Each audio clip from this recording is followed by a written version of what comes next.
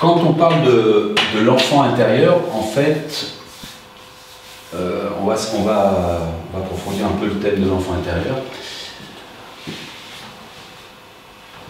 Entre cette conception et cette naissance, donc, il y a toutes ces expériences dans la période périnatale, donc toutes ces expériences sensorielles où vont être créées. Je vais le faire comme ça directement.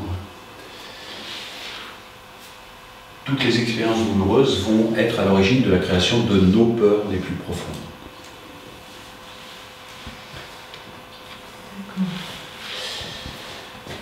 Bien sûr, il y a le projet sens, bien sûr, il y a le transgénérationnel, mais ça nous intéresse que dans le cadre pour mieux comprendre le scénario de vie de la personne.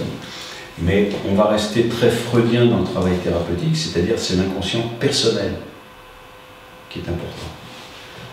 C'est-à-dire que entre cette conception et cette naissance, ce sont mes expériences personnelles qui vont être à l'origine de tous mes scénarios de vie. Et rien d'autre.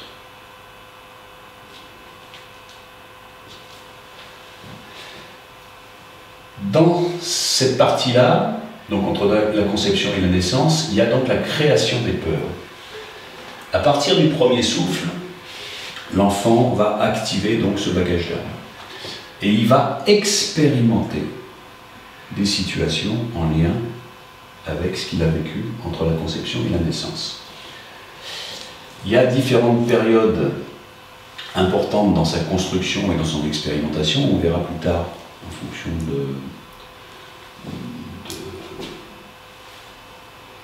on verra comment ça se présente en fonction de la façon dont on observe le cerveau. Entre 0 et 7 ans, on va construire l'émotionnel, donc l'enfant a besoin de maman. Entre 7 et 14, le rationnel, il a besoin de papa. Entre 14 et 21, il va construire le moi, il a besoin des deux parents. Là, on est dans cette période d'expérimentation. Toutes les stratégies, donc, gagnantes, qui lui ont permis d'échapper à ces peurs profondes, vont être modélisées par le cerveau et conservées. La somme de ces stratégies gagnantes, c'est la personnalité. Mais ce sont des programmes. Ce sont des programmes qui fonctionnent en mode automatique, qui sont dirigés par mon inconscient.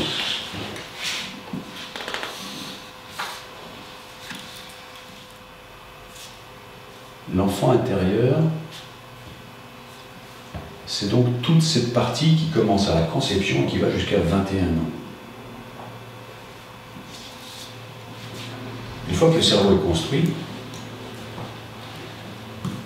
il y a très peu de perturbations chez l'adulte. Les perturbations, c'est toujours l'enfant intérieur en action. C'est toujours les scénarios où il n'a pas trouvé de solution comportementale, où il y a eu création de traumatisme, et où le traumatisme n'est toujours pas digéré, toujours en action dans le présent. Chaque fois que j'ai une perturbation dans ma vie d'adulte, c'est mon enfant intérieur. C'est jamais l'adulte.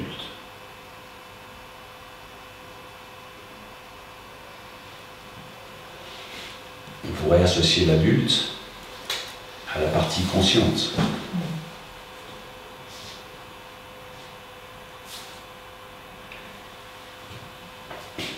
Chaque fois que j'ai eu une expérience négative dans mon enfance, quand je disais que les formes pensées viennent s'installer avec les expériences sensorielles traumatiques, toutes mes croyances, ce sont des croyances d'enfant. Arrivé à l'âge adulte, je n'ai jamais remis en question mes croyances d'enfant.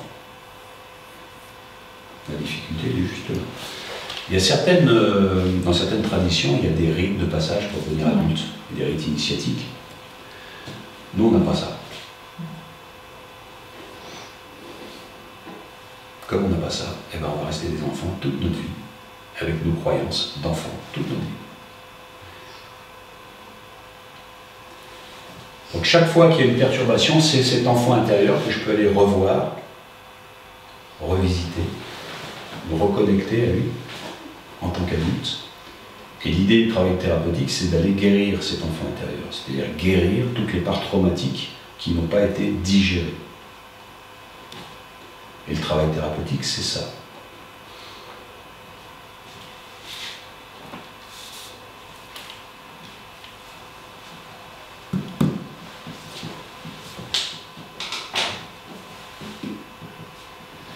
Cet enfant intérieur, il est logé, on va prendre le cerveau, on verra plus tard comment on le prend. Il y a plusieurs angles. On peut le prendre sous l'angle des 2 hémisphères, on peut le prendre sous l'angle des 3 étages. On peut le prendre sous l'angle du cerveau reptilien, du cerveau limbique et du néocortex. Donc 3 étages, 3 périodes de formation différentes. L'émotion qui est issue de mon cerveau reptilien, elle est là pour me sauver la vie. Donc ça, on ne va pas le toucher, on n'y a pas accès de toute façon. L'étage d'après, c'est le cerveau limbique, c'est notre subconscient en quelque sorte, ça nous appartient. Et ça, même si ça a servi à protéger l'enfant jusqu'à sa construction, jusqu'à ses 21 ans, ça reste une illusion créée à partir des peurs d'enfant. C'est-à-dire que tout l'étage du limbique, toute ma part émotionnelle, est créée et fondée sur des fausses peurs. Sur des peurs que je n'ai pas réinformées en tant qu'adulte. Là, on est à l'étage du cerveau limbique. L'émotion, c'est un signal du cerveau limbique au néocortex. C'est-à-dire que c'est un signal du subconscient au conscient pour dire attention, il y a un danger. L'émotion, elle est créée... Vas-y. Elle est créée suite à nos peurs. Oui. L'émotion, c'est le signal d'alarme de ton subconscient qui te dit attention, il y a un danger. Et ce subconscient, il avertit le conscient. C'est-à-dire qu'il ne peut pas y avoir d'émotion. L'émotion, c'est un dialogue entre l'inconscient et le conscient. D'accord. C'est-à-dire qu'au fond de toi, il y a un mouvement intérieur qui te dit attention, tu es en danger. Il y a quelque chose, il y a une mémoire traumatique là. Mais à chaque fois, cette mémoire traumatique, elle est issue de ton cerveau limbique, c'est-à-dire de tes expériences d'enfant. Et jamais d'une réalité quotidienne. Ou alors, dans ces cas-là, on est à l'étage du reptilien, et là, tu n'as pas le temps de réfléchir, d'avoir une grosse émotion. C'est automatiquement, il se passe quelque chose, tu as agi, ton énergie, voilà. L'émotion, en fait, elle est alimentée par ton énergie vitale. Donc celle, la même, qui sert à te sauver la vie à l'étage du reptilien. Cette énergie vitale, elle est détournée, elle alimente en permanence des fausses peurs, donc des fausses émotions, des émotions qui sont créées à partir de fausses peurs. Et toute ton énergie vitale, elle est détournée pour alimenter des émotions qui n'ont pas lieu d'être. Et ça, c'est ton énergie vitale.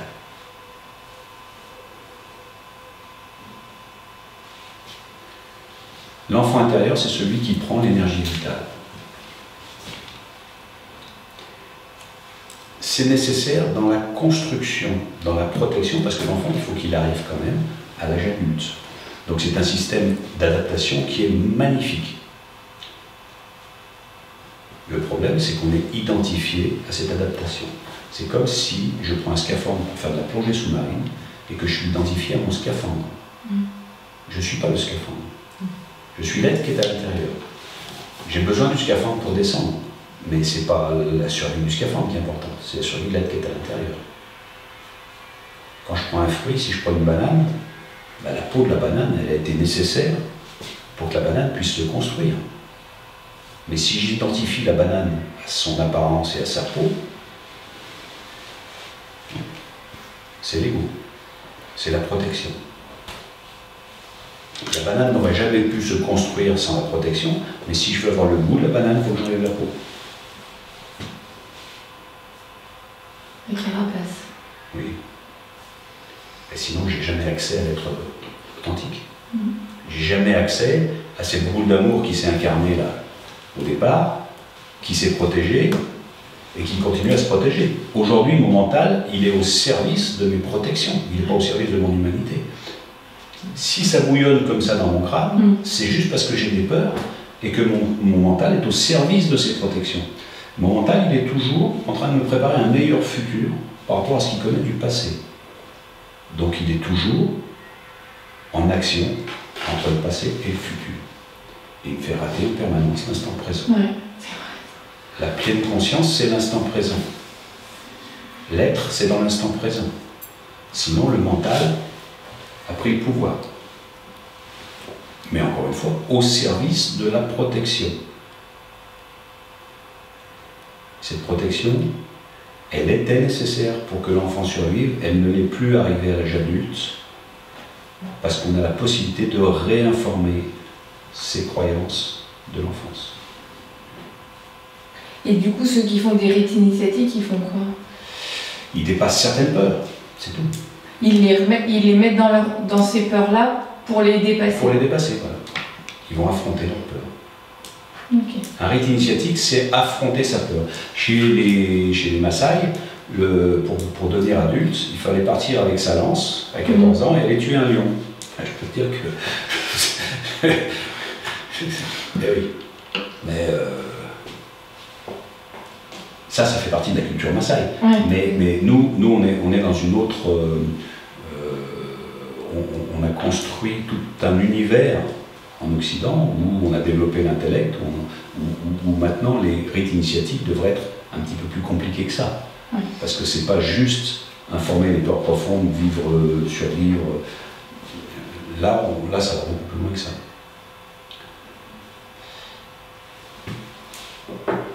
C'est important, parce qu'encore une fois, comme dans la banane, ce que je montre au monde, c'est la peau. Donc c'est ce qui m'a servi à me protéger quand j'étais enfant, mais c'est pas moi. Et l'humanité ne peut pas se trouver tant qu'elle agit à partir de ses peurs.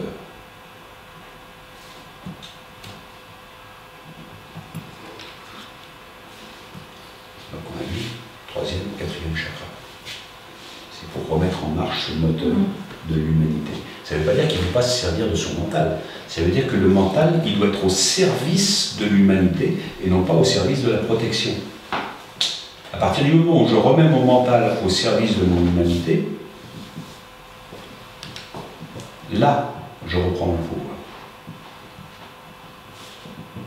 Tant que mon mental est au service de ma protection, je suis manipulé par des forces qui me dépassent. Et on verra plus tard que ces forces-là nourrissent ce qu'on appelle l'astral, qui crée la réalité dans la matière. Ça va un petit peu plus loin que ça.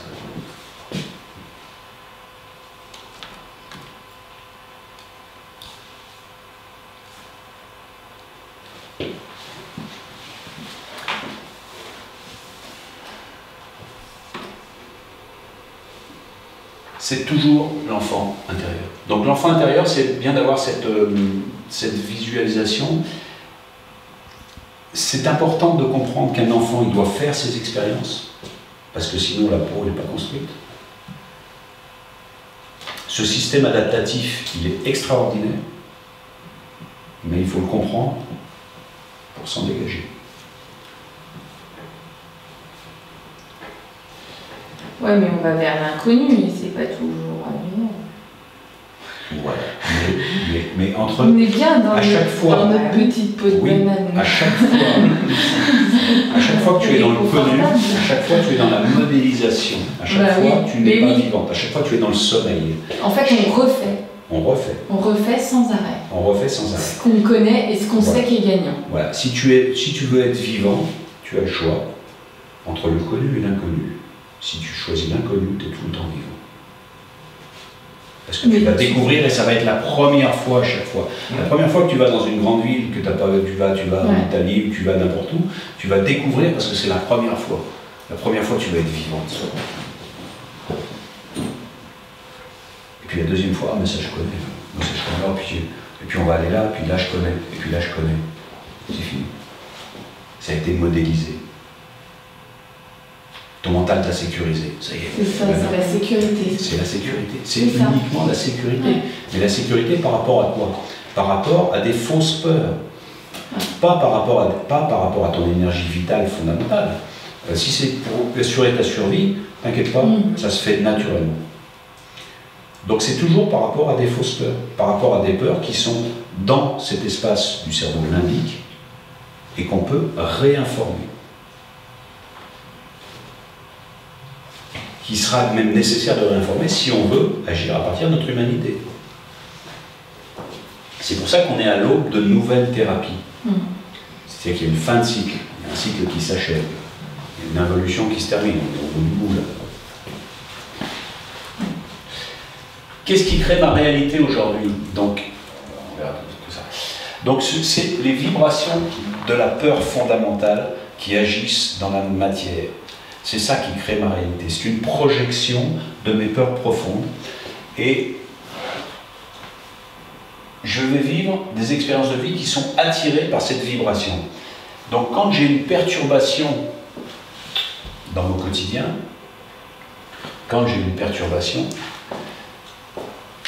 je peux agir sur la perturbation. Mais ça sera, il y en aura toujours une autre qui va se créer. Tant que je ne vais pas jusqu'à la racine, tant que je ne vais pas enlever la racine des perturbations, ça ne sert pas à grand chose. Nous, ce qui nous intéresse, c'est d'aller à la racine parce que automatiquement, si j'enlève la racine, toutes les perturbations en dessous s'en vont naturellement.